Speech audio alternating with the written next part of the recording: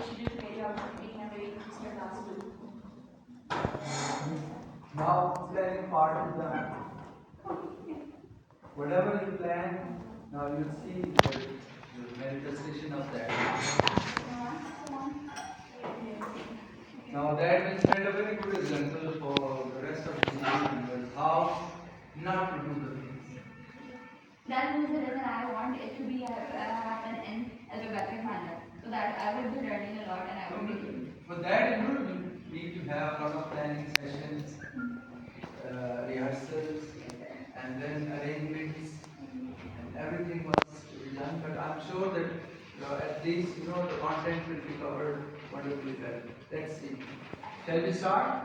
Yes, sir. Okay. I don't know what they plan. Projector they plan. Now they fail. They fail to bring, and they will not be running the slide.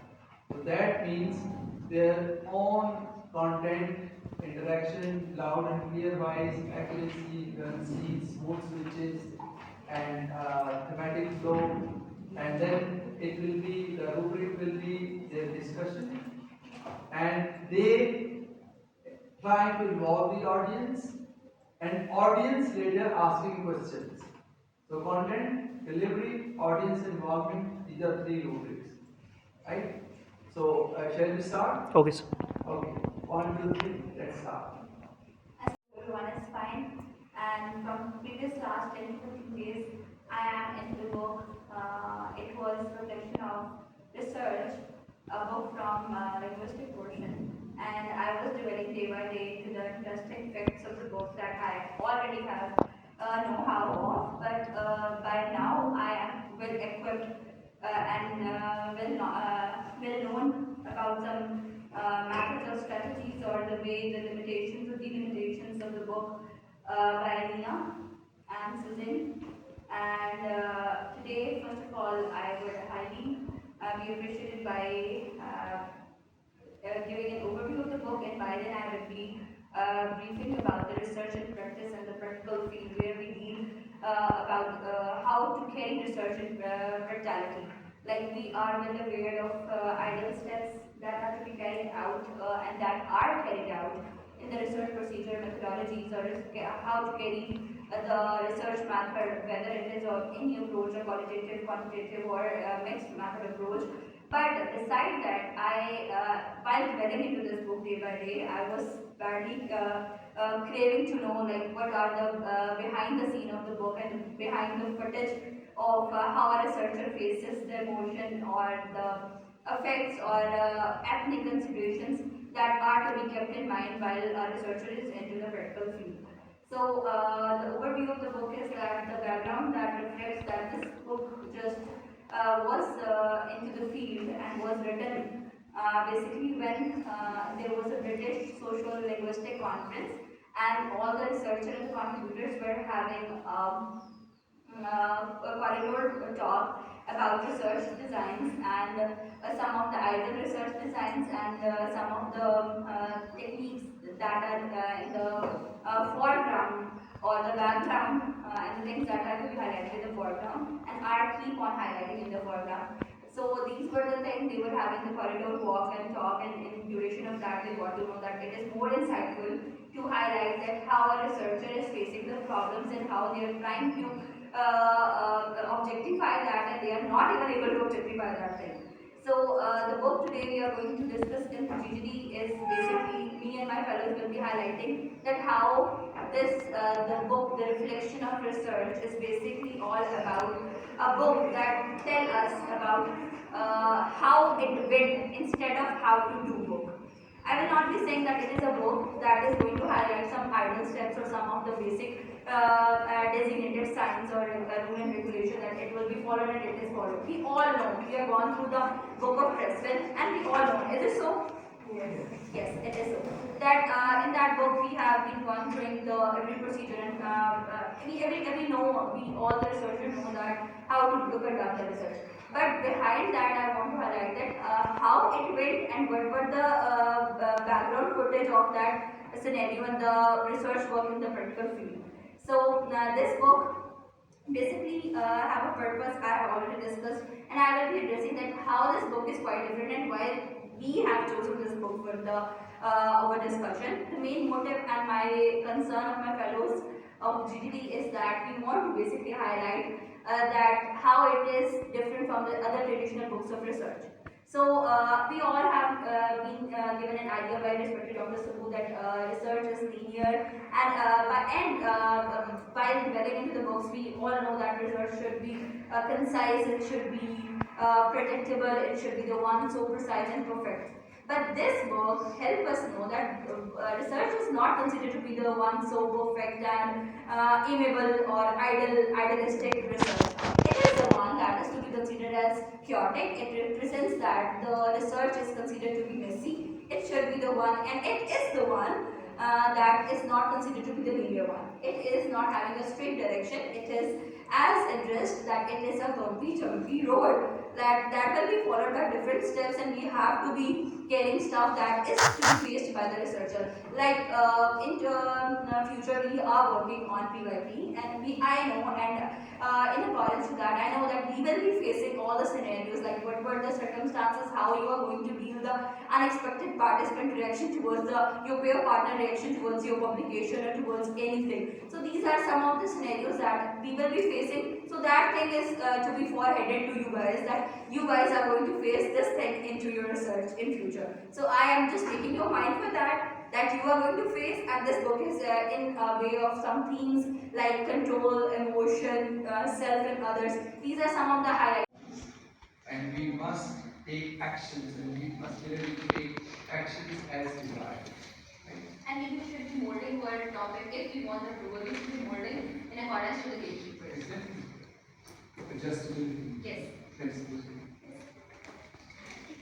Negotiating with gatekeepers. This part shows that researcher must negotiate with people who have access.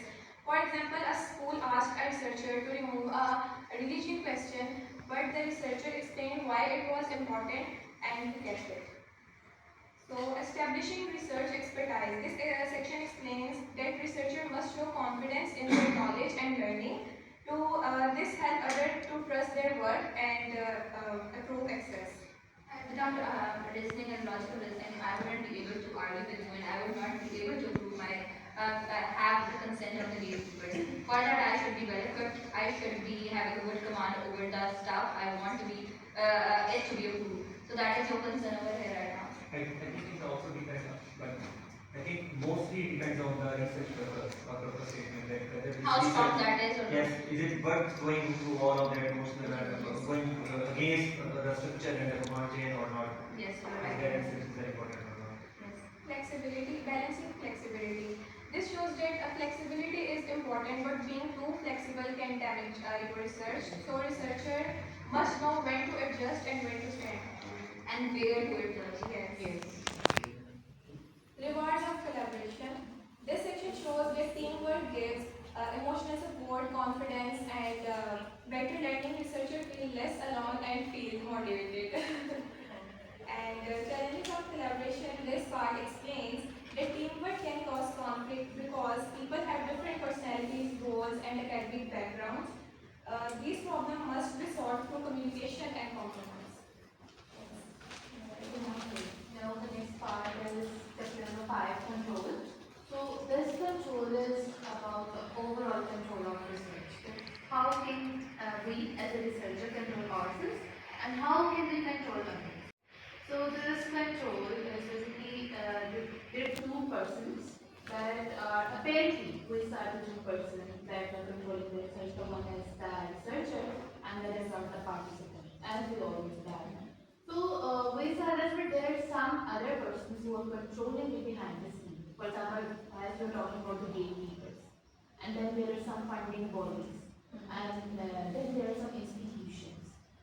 These are also controlling the research. So when we first think about the control, we just think that a researcher is in control.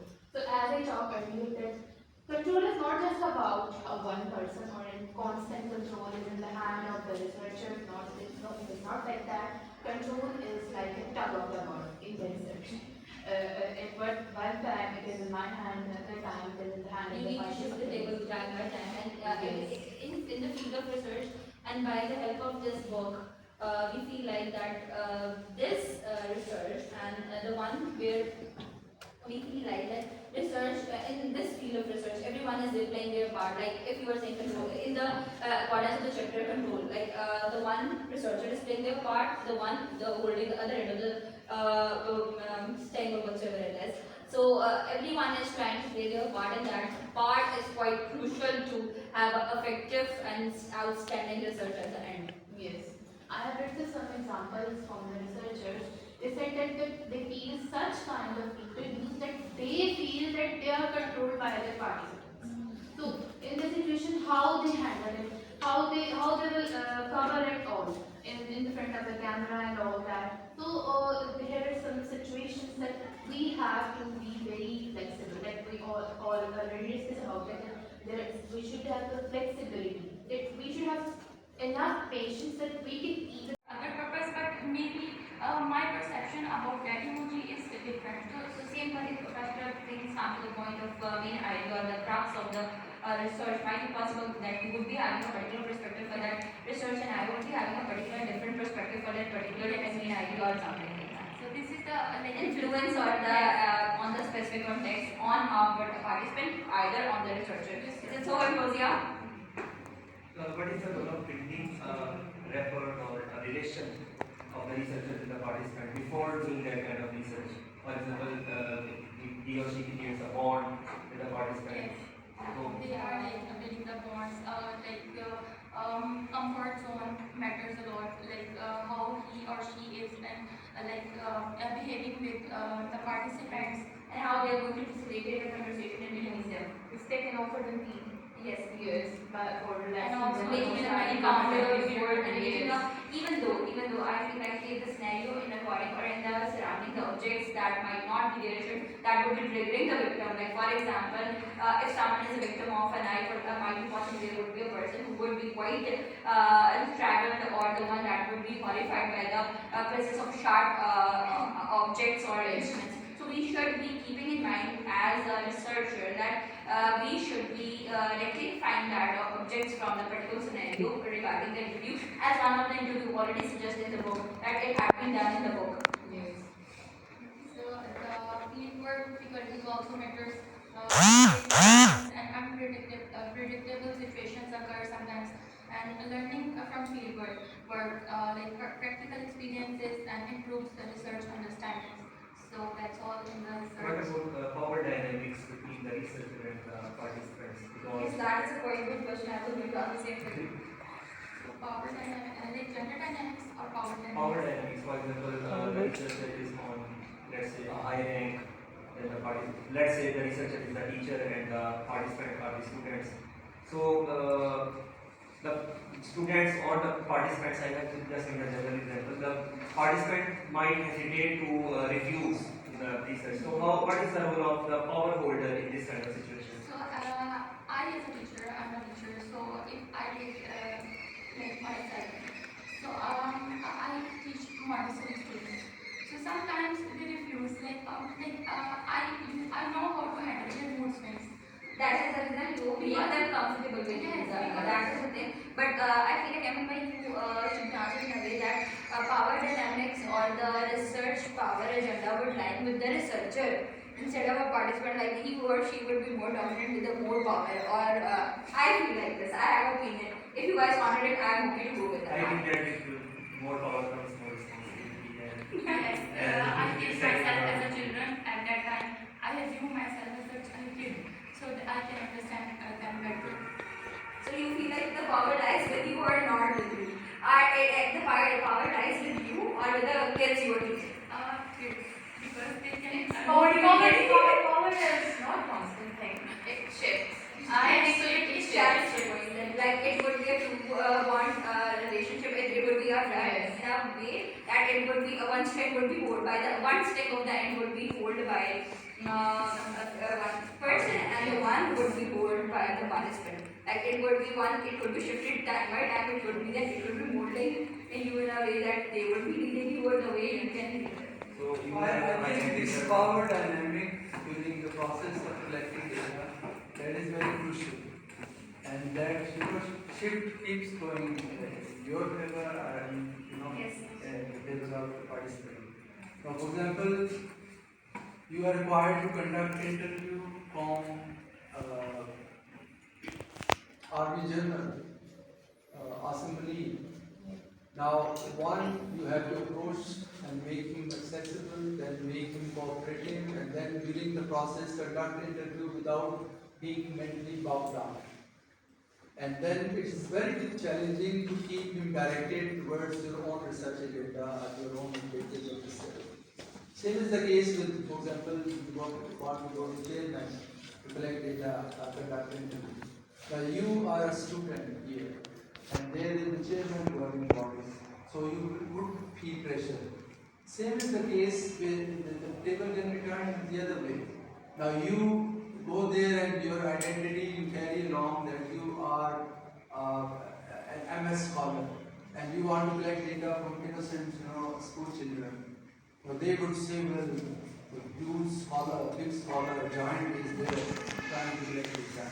Now, flexibility and adjustability and kind of common sense, contextual wisdom, that all comes into play during that process where you change and adapt yourself and accordingly keep your agenda or research objective and focus, and then you will achieve your That is the reason that we have chosen this book, because this is the book that is highlighting the honesty and the originality of the context rather than the academia and power. Yes. This book usually discusses the issues. And the real life examples, Yes. by addressing real life examples. If I feel like this book would not be consisting any real life examples, so I would not be that much keenly observing this all, and I would not be craving to keep on reading this all pages, and I would not be like, what is happening and why it is happening. I would let it happen. Actually, the thing is that we are students of social sciences, and unlike the other sciences in which the research is done in the laboratories or by experiments, these our subject involves humans, and with humans there are emotions, and we must be so much aware of all of these emotions. Now I am going to explain chapter number 4. This chapter explains that how research is done by working with others, and this also shows that research success depends on communication, trust, process, teamwork, and research as a collaborative process. This chapter begins by saying that research is never done alone. And I would like to add on here, like, if by contributing Other purpose, but maybe my perception about that emoji is different. so same particular things come to the point of main idea or the crux of the research. Might be possible that you would be having a particular perspective for that research, and I would be having a particular different perspective for that particular main idea or something like that. So this is the Influence or the on the specific context on our participant, either on the researcher. Is it so, Rosia? What is the role of building a rapport or a relation of the researcher with the participant before doing that kind of research? For example, he or she creates a bond with the participant.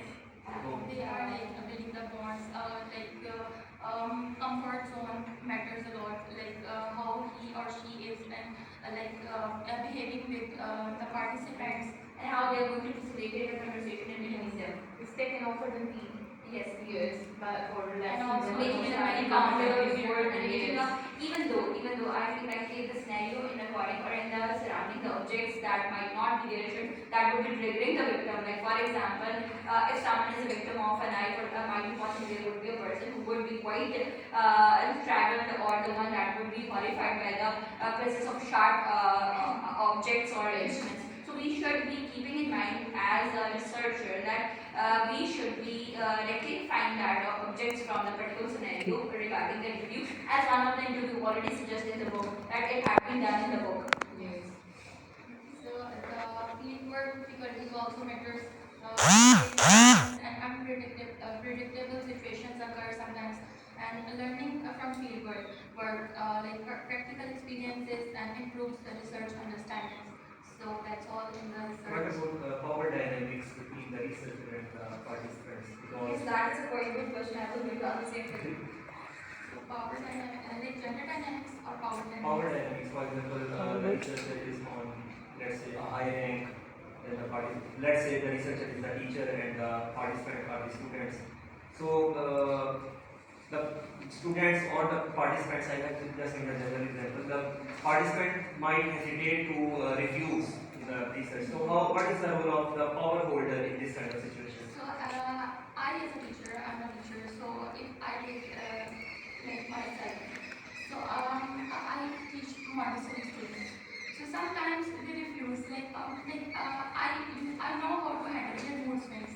That is the reason you make them comfortable with Yes, it. That is the thing. But I feel like Emma, you should answer in a way that power dynamics or the research power agenda would lie with the researcher instead of a participant, like he or she would be more dominant with the more power. Or I feel like this. I have an opinion. If you guys wanted it, I am okay to go with that. I think that it will more power comes more responsibility and Yes, and I it teach is like, myself as a children at that time.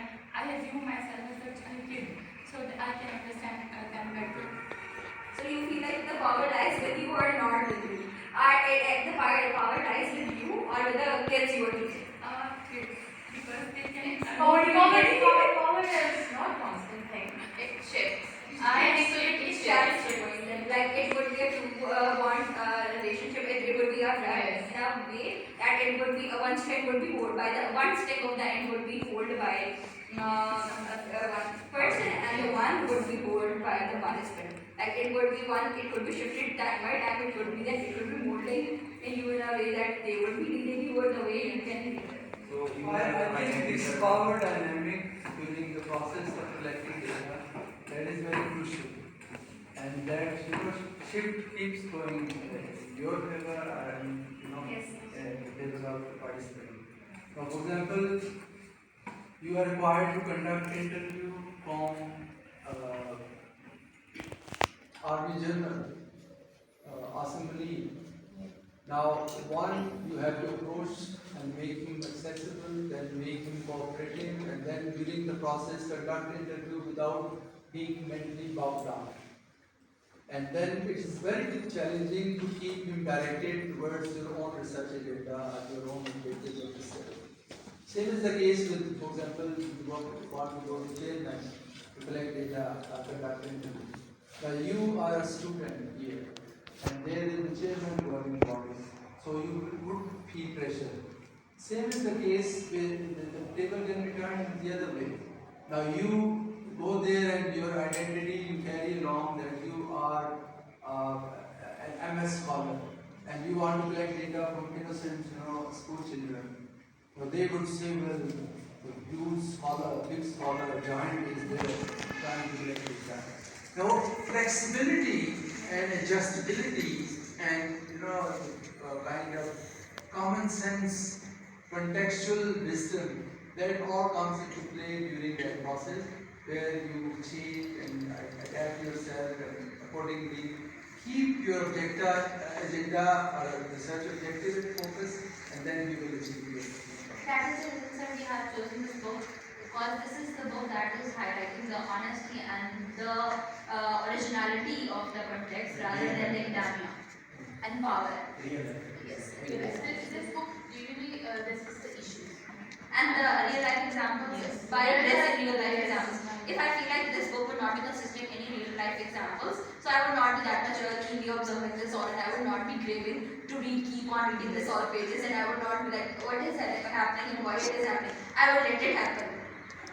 Actually, the thing is that we are students of social sciences, and unlike the other sciences in which the research is done in the laboratories or by experiments, these our subject involves humans, and with humans there come emotions, and we must be so much aware of all of these emotions. Now I am going to explain chapter number 4. This chapter explains that how research is done by working with others, and this also shows that research success depends on communication, trust, process, teamwork, and research as a collaborative process. This chapter begins by saying that research is never done alone. And I would like to add on here, like if by contributed You can see power dynamics, but it's like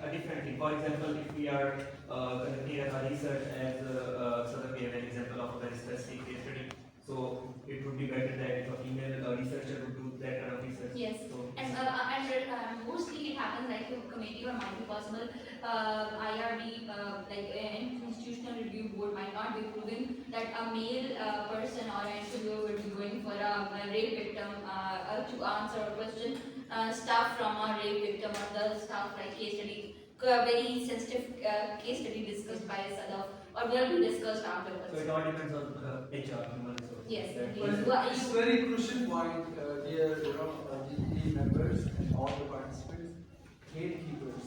Yes, sir. Now, mostly, we people become very negative. When we are rejected or when major modifications are suggested, we say, well, they are responsible. They rejected us. The journal editor is very cruel. The HOD is rascal. The supervisor is ruthless. The personal committee is stupid. When we have this negative attitude, and that is there normally in Pakistan. Elsewhere, in civilized part of the world, they keep putting in more arguments. They keep making their cases stronger.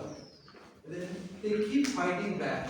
And the logical And reasoning is yes, they may get the they continuously keep fighting, and they agree on one thing. Okay, either convince or be convinced. Try to come up with more logical reasoning, or accept their logic and follow their instructions. And sir, here And we also must follow the same kind of, we must develop the same kind of attitude here in India. Gatekeepers are not always rascals. You've done that, your objectives are clear, then you are clear-headed and you are more prepared than the participants. Only then you can conduct successful kind of qualitative data collection. So according to this book, the writer said that all the writers said that the participants are actually the active shapers of your research. yes. Okay, so if they are active shapers, so how they are shaping the research? They can resist your, they can, for example, sometimes they don't take you serious when you're talking about something, or they start joking about this, or sometimes. And might be possible their body language will be reflecting that they are not no more interested in Interested. that Yes. interview. Yes. For this, you have some tricks to study their mental condition at that time. For example, you're studying the patient with mental illness, so you knew that how to control that patient, or how to control his mental illness, or when he's behaving erratically, that how to control him. So you always have to pre-planned about this. In this way, you can control your research very well. Or if sometimes there are some situations occur that you have to wind up all that. Like you said that can't do it anymore. So always prefer ethics before data collection. I think that there must be a balance between control and ethical consideration. The researcher must have a good understanding that here I must be in the control, and here I must consider that this person is not feeling But comfortable. that will be done by time and with the more experience and more rehearsal. Yes. And by time you will be well equipped to have that much balance between control and ethical consideration. That keep For the working research. on this fine line is very difficult for us. Yes. But sometimes it's like that. There is one example that the researcher said that I totally lost control. I didn't know what to do. So he said that instead of prioritizing my benefits, or instead of focusing on data collection, I prefer ethics, and I wind up always at the back at home. So if there is some situation, you can prefer ethics according to me and according to the researcher that he is working on. So that was all that I studied. Now Rosa will continue with the section 2. My opinion that main part of digital factor control. I have a question, and when I do research, the researcher lost control. Yes, when the researcher does not research happen in a laboratory setting. So you will need, in this case, the researchers plan to conduct homogeneous focus groups. But due to time constraint and the busy schedule of NetSpasa, this was not possible. and the researcher depends on practice for space and time. You're talking about the space and time, but the location matter much more in this the control section. That sometimes you have to be somewhere home for taking the room with you. So the room might be messy or there might be some kind of noise. So you have to take control of yourself in that situation. That situations are not for interview or not for such kind of things, but you have to control it.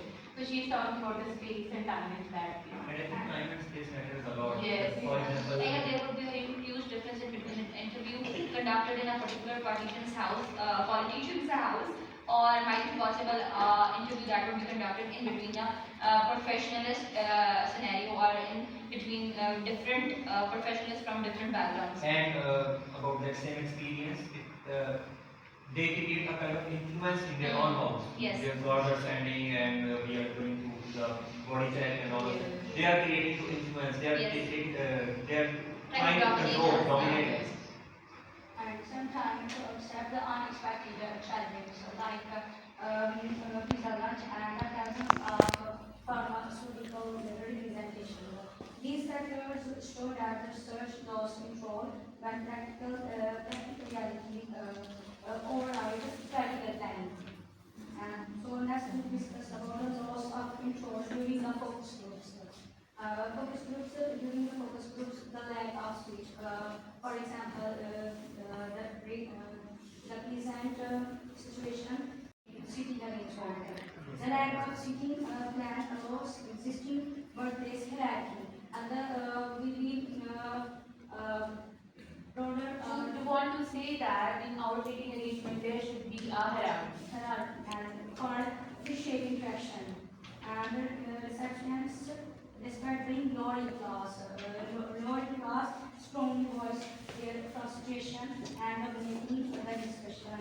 Emotional tension increase as whether researchers explain some personal sensitive emotions or sensitive experiences of violence were shared. So then the participant will have agreement and forced to end the session early.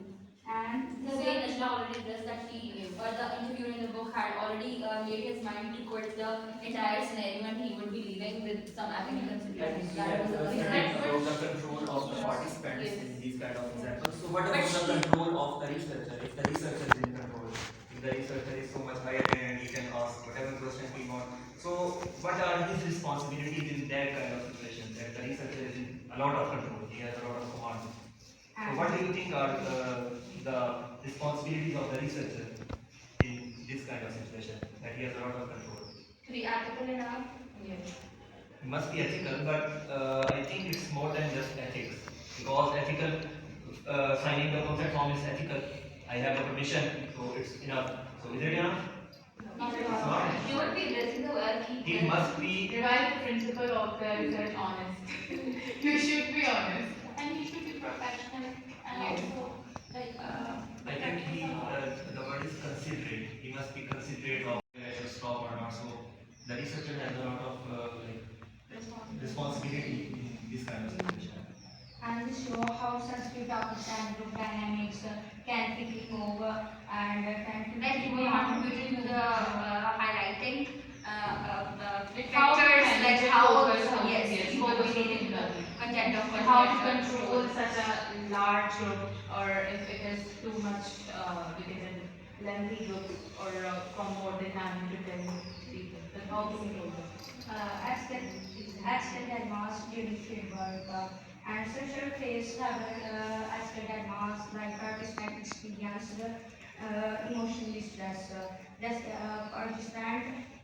Participant will explain or describe rape, threat and hurt experience was not taken seriously. And there was a clear power embarrassment between the doctor and the receptionist. And receptionist and this discussion risk And here I would like to add that as I have already addressed that there are some of the hidden emotional and ethical challenges that a researcher may face where we feel like we may be dealing with a situated emotional hindrance or might be like obstacles like these, where we feel like as a researcher we feel like from the other traditional books that we are having some binding rule and regulations, but in accordance to this particular book, the researcher may have an emotional and intuitional response, and he must correspond to the particular scenario in particular specific context that may be leading to the reflexivity and adjustment as already listed. Yes. Now, in the very last chapter of this book, the writer summarizes it all, and the name of the chapter is the ethics in practice. So, first he defines the ethics, that ethics are the moral principles that the researcher must follow. To be caused in the way of a particular researcher. He should be determined, and we know that if he or she had to deal with emotional and some challenging obstacles, and in the procedure of following the research, we while for example, if I come over here for my PYP and I'm going to address my roadmap. In my background, have you ever thought what were some emotional or challenging overcomes I have overcome by coming over here? No one knows. But my book, The Reflection of Research, is addressing this all factors and the themes and so on. I will be addressing some of the key concepts that are to be highlighted in the chapter number 1, that is the research and practice and the practical world or the practicality if we jump into. So it is like in which we have some of the, this book is basically highlighting some of the real life stories, vignettes, that is termed as vignettes, and that are the vignettes are basically termed in the form of some short interviews, or that will be addressed by my fellows, respective fellows, and these interviews are heading us to the direction that how this book is going to contributing towards the behinding or the most highlighting or intriguing factors that are contributing their parts to the research. That's all from the overview and the purpose of the book. And my fellow Priya would be letting us know about the second chapter, that is Priya. I would really appreciate that. Thank you very much. Myself Rohita, and now I'm going to discuss about the chapter number 2. As Nimra have already discussed the chapter number 1. The second chapter of this book is emotions. First, I will tell you what is the purpose of this chapter. The purpose of this chapter is to show that the research is not only about data and method, it also about the emotions. Because it also explains how emotions affect the participant and the researcher during the interview. And this chapter also highlights and breaks the myth that the researchers, everyone says that the researchers are emotionally neutral. That is not the fact. Because we are, and the researchers are the humans, and emotions can appear at any stage of the research. And it also proves that there is no safe person and no safe participant. There also arises a question: what are emotions in the research? The emotions in And research. you want to say the emotions like stress or anxiety of a particular researcher faces during the procedure of a research. Yes, are you trying to address that? Yes, yes. Is it I'm so also much tough? saying that any researcher can feel that, because, for example, if a researcher is asking a question about from their participant, the stories might be very painful or traumatic, and the researcher also might feel exhausted or emotionally detached or very emotional exhaustion. For example, Harvey Thomas, in this researcher, he was a researcher and was asking a question from the woman.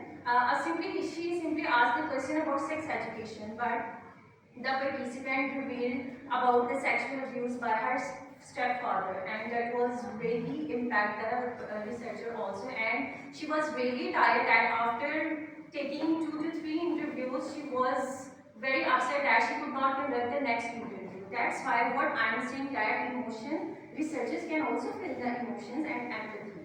And leaving behind the same particular impression and the importance that a particular interview is giving to us. Like if being a researcher, you want to address that. If I am going to have an introduction or an interview with a rape victim, so I will be feeling the same sympathy and empathy for the same particular participant, and I will be having to carry that emotions, that purging emotions back to my home when I am doing work on that piece of art or something like that. Are you trying to address this? Important part is also about the emotions of the participant. Yes, yes. Leaving also to the frustration, state of because frustration. the emotion, the research, while doing the interviews, the participants tell their own real stories, their life experiences, lived experiences, emotional traumas or illness or death, whatever it might be. And also, now what the researcher have to do.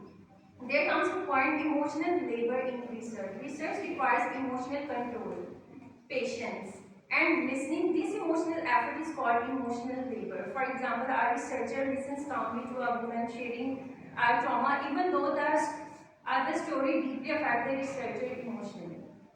And there also, even simple question can lead the painful memories, and the researcher can feel shock, sadness. Therefore, the researcher also needs the support from the supervisors or anything else or any person. Yes, because this emotion not only gone through during the interview, but also working by writing the transcript or by reading The same thing I questions. already addressed, Yes. that the same thing In the is going to same happen. process. I would be getting that thing or feelings back to my home, and I would be thinking over, and I would get frustrated, or I would be anxious over that I should continue the study or not. These are the circumstances that are going to highlight that my book is going to the solve stuff. That, but we are preparing our minds, fresh minds, that we are going to overcome these emotional or some factors of other ourselves that are going to be addressed by Frida, so on. Yes, researchers can have long-term emotional effects and emotion can harm both.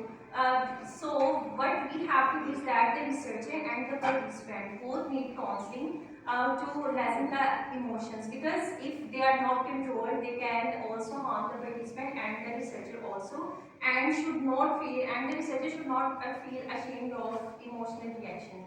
That was the first part. That the researcher should be strong enough to control his emotions also. Yes. In this part. We should have a control over our nerves. Like, if I am a researcher, you would address me, or are you suggesting me for this?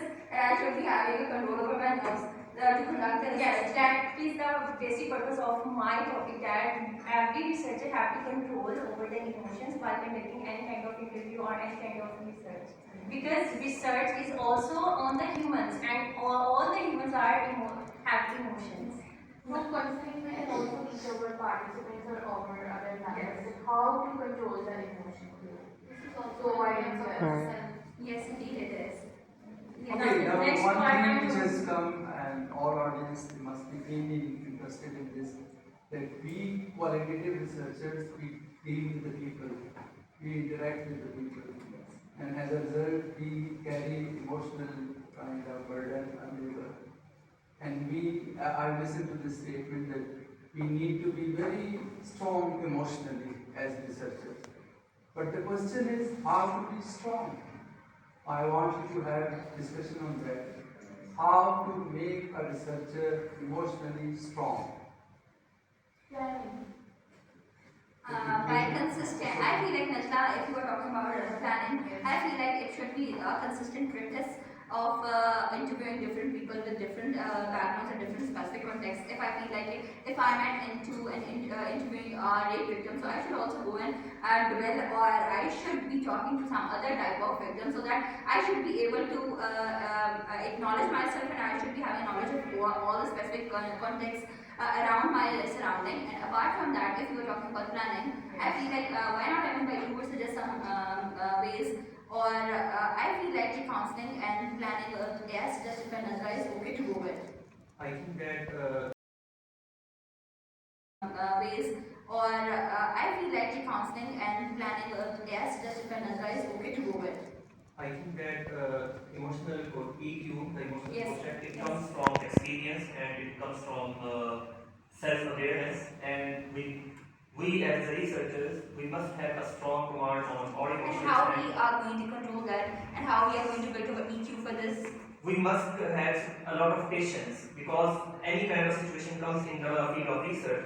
Sometimes we are asking the questions from the participant, and they start crying, and it was not planned, it's totally unexpected. So how we are supposed to handle that kind of And it situation? might be possible, it could happen that if a participant or the one who is giving the interview would be suggesting or highlighting a situation that might be possible that would happen to your sibling, or it could might be possible, there would be a possibility that it would have happened to me, for example. So how would I be able to overcome that emotions in front of my participant to whom I am asking the questions with that much strong I heart? think there isn't any ready-made answer to each of these questions, because it's all about flexibility. It's all about Taking a reflexive turn. spontaneous action. That on the situation, according to the situation, what we are supposed to do on that exact So situation. that term had been addressed as reflexive turn in this book, that is termed as that how I would be tackling with my emotions, and how as a researcher I have to abruptly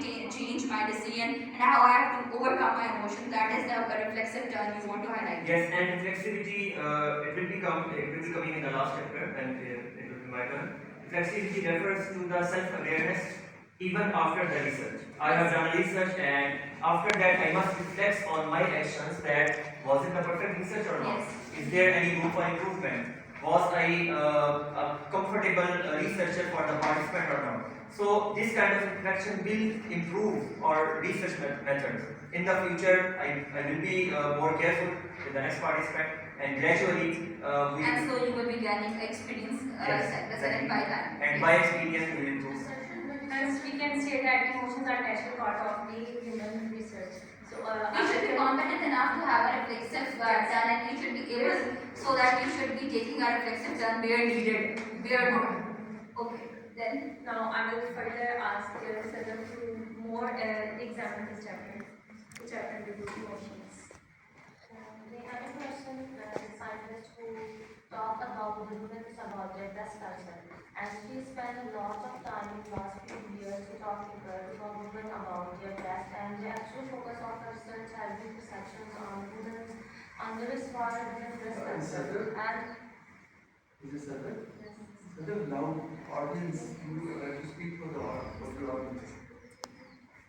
And in the course of conducting individual interviews and focus groups, and she often was struck by the sheer shyness, humor, and the sheer rationality that often experienced by women when talking about their breast. And she was, and she often conducted interviews. She conducted interview of the name Aline, and her mother got breast cancer when she was in sixth grade, and she was the oldest child. And at that time, she didn't know anything about it, and she remembered her father told her about that her mother got moved her breast, and if you are trying to address one of the interviews, that is a basic real life story embedded or from our book, The Reflection of Research, in which you are addressing one of the interview, and you are trying to address what had happened and how she is going to overcome their emotions. Yeah. Are you going to address this? Yes, carry on, please. And she was in sixth grade, and she didn't know anything about it. And her father told her that her mother got her breast, and she asked him that they did go back. And he Lack said of unawareness. lack of unawareness, and she said it won't. He said it won't go back. And his father later told him that your mother and the doctor told him that her mother had only 5% chance for the next 5 years. And For the survival. she only have 5% chance for the next 5 years, and she was only in sixth grade. And it was emotional stress on we her. can say that trauma might be the long term in anyone's life. Whenever she thinks about breast cancer or hear about breast cancer, it causes her emotional distress, and because it left her motherless daughter. So that was a big emotional trauma for her to carry along for her entire life. And is it okay to interview the people who are too sensitive? There are many sensitive case studies in this regard. I have to give a very good example. For example, throwing acid on some females. So that's a very sensitive. So the point is that you must handle these kind of situations with a lot of good command, sensitivity, good command on not only the emotions of ourselves but also the most important. And we should also, I feel like we should also keep on having that. We should also keep in mind the triggering points for the victim, and we should keep that thing in our mind that might be possible that would be triggering the emotion of a particular person. Is it so? Then we can be that we shouldn't ask the oversensitive questions. Yes. That's I why we agree can with say that. that there is no safe question and no safe participant, because any a single question can lead to the painful memories. That's why. And of course, lifetime trauma for that particular person. So we can say that researchers cannot predict emotional reaction, what the participant might feel about. That is the reason I already addressed that this book is a messy, chaotic, and unpredictable way, like we are going to pronounce the research. Research is not said to be predictable. It could be unpredictable. And usually we just think that it's suffice to take consent forms, fill the consent form from the participants, and even the participant has signed the consent form. Even after that, when we are interviewing them, like such kind of studies, they still feel a lot of emotional problem, Judgment. and they couldn't answer all of the questions. And they do not feel that themselves comfortable opening with this all type of The questions. researcher must have a good command on these kind of situations that yes, I have taken the consent, they have given me the permission, but I must stop here. I You must are not go leading to that in the further. consideration of this book? Yes. Okay. Yes. Ashman? So I'm going to highlight chapter number 3. This is about self. So from The main theme from leading from emotions to the self, leading to the self of a researcher or a participant, like what's It's how to position yourself. Okay. So it includes the researcher's background, how he is or she is influencing herself or himself through the research. Here are some points that I have written, in which we are going to discuss about how researcher can take care of his or her influences on research, so it cannot be biased. So the first main point is research cannot be neutral, because here is the gender, class, culture, age, shape that shapes interaction with participants. Research is a social process, not just a data collection.